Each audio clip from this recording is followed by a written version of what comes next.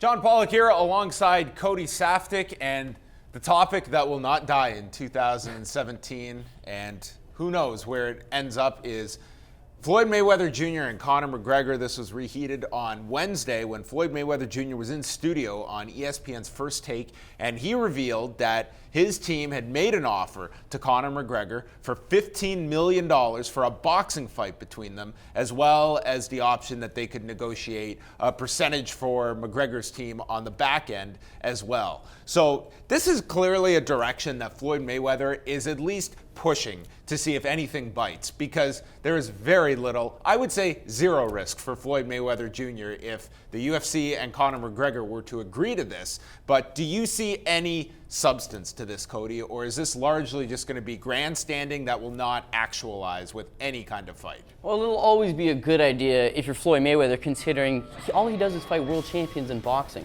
So to fight Conor McGregor, whether he's good or not, he's not a world champion in boxing, so it's low risk for Floyd Mayweather. And also at the same time, $15 million sounds like this grand money, but if you're Floyd Mayweather, that's not a whole lot of money to be giving someone, considering he's making $100 million, considering the amount of money he's made for fights against guys like Manny Pacquiao. So if you're Conor McGregor, at the very least, you're not a boxing world champion. You're essentially making your pro boxing debut, but it does not matter because it's all about name. So would that pay-per-view sell? Yes, it would absolutely sell. If he's getting back end on it, he would make money. But like any great fight that people want to see, they're just going to sit on it. And how long did we talk about Manny Pacquiao versus Floyd Mayweather? Forever. It just went on forever. You want to see it now. But Manny Pacquiao was like, I'm going to sit this one out. I'm going to sit this one out. You know what ended up happening? He makes over $100 million from sitting out and just letting that public interest grow. And the biggest thing there was no trash talk. There was very little public media hype between them other than the fact that they were both great fighters. But the only thing that sells more than great fighters in a great fight is a grudge match. So this back and forth talk on Twitter, on social media, it works out great, and I think that he just sits on this $15 million, not enough if you're Conor McGregor, even though it sounds like a grand amount of money. Well, it seems like a stupid topic whenever you hear the Floyd Mayweather, Conor McGregor talk, but looking at this year where the new ownership of the UFC, they have a ton of interest to pay off on this debt that they have now taken on in buying this company. They need massive ways to make money. And this is a surefire way to do an extraordinary number on pay-per-view, and the UFC getting a co-promotion bill for it as well. Is there more incentive for the UFC to do this, looking at the landscape as we've gone over for 2017, where there's a lot of possible fights you could make on paper? They are far from happening this year for the company. Big money fights. Yeah, and I feel if you're Conor McGregor, there's still a lot of interesting fights that you can make in the UFC, whether it be, it's not going back to 145 pounds, but whether it be at 155 pounds, whether it be at 170 pounds, there is still interest there for Conor McGregor. So I don't think it's a fight that they need to make right now. But if you look at this down a couple years, and I know Floyd Mayweather Jr. is 39 years old right now, but if you just look at this fight in a year or 2 years, it has more interest every single year because really fast and slick Floyd Mayweather is slowing down a little bit every single year. So the fight's always going to be on the table. People still watch Roy Jones to a certain extent. People still watch the great champions. In Floyd Mayweather's case, he's undefeated. He'll be able to come back at any point. 49-0, people want to see the 50. It doesn't matter. He can come back in a couple years. For Conor McGregor, rematch Nate Diaz, rematch Jose Aldo at 155 pounds, have a couple more fights, whether it be super fights at 55 and 170, and at the end of the day, I think cash out on that big mega fight, and then you could possibly just tip your hat on that, or pursue a career in pro boxing, I suppose, if you wanted to. The safe bet is Conor McGregor wants to make his money. He's going to make more than enough of it just simply doing mixed martial arts.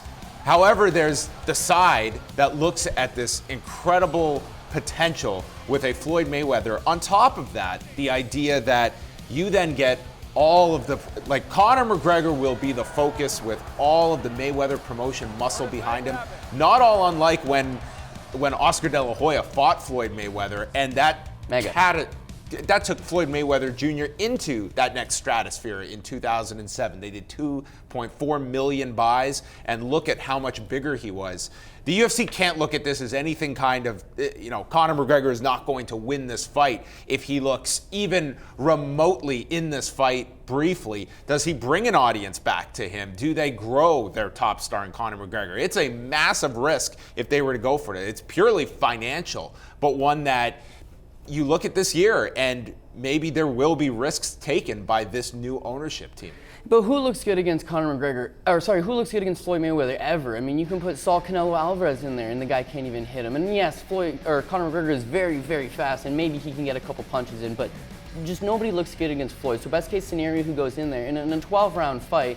Can't imagine it's going to be a 12-round fight, but if it's for Floyd's belt, it's going to be a 12-round fight. And if anything, Conor McGregor has a suspect gas tank. So I don't think stylistically. Do you think that hurts him?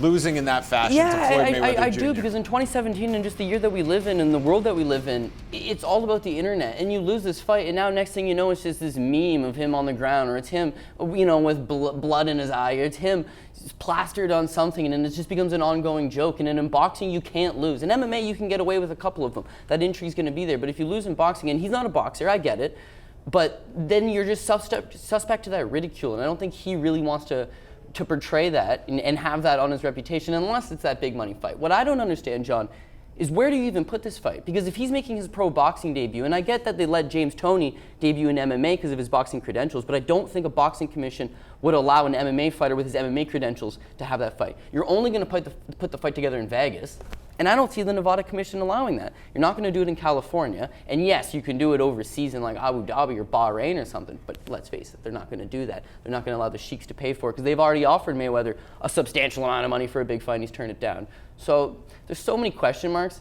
It's a stupid topic. It's a dead topic. However, it's always going to be around, because there is that possibility. It's going to be there as long as Floyd Mayweather is going to say that we have offers out there and people are going to discuss it. And maybe we're doing a disservice giving it attention, but I feel that you look at the lay of the land for the UFC this year, they're at least going to table an offer. If they want to have a meeting, I think they take that meeting. This is not a competitive fight. I don't have any interest, to be honest, but I will admittedly watch it. I will watch this fight if it happens, but it's one that it's purely how much can you get out of this financially, because you are throwing your top star to the wolf, and that's the outcome. That is pretty much, there is no Conor McGregor Rocky story in this at all. It's going to be probably a sad result, and then it's rehabbing your top star and hoping that it doesn't diminish his drawing power in your world. Well, then Conor McGregor should counteroffer $10 million.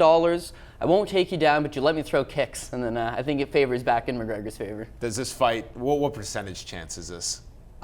Now, 1%. In 2-3 years from now, 10%. Wow, optimistic here on this desk, as we will no doubt have to hear lots about Conor McGregor and Floyd Mayweather Jr. in the months to come.